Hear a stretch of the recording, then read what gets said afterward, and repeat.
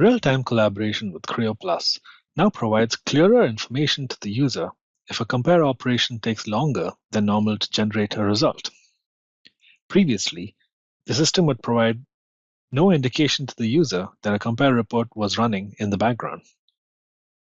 This enhancement enables better awareness for the user as they understand the evolution of the design.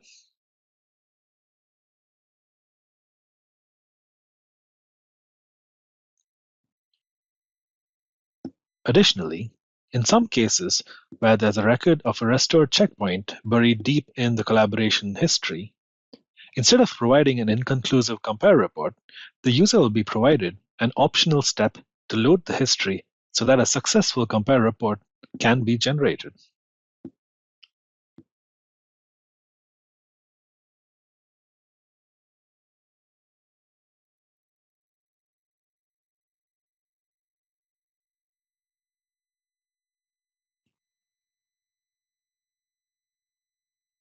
Lastly, if a compare report cannot be generated, the system will provide an accurate explanation as to why the report could not be generated.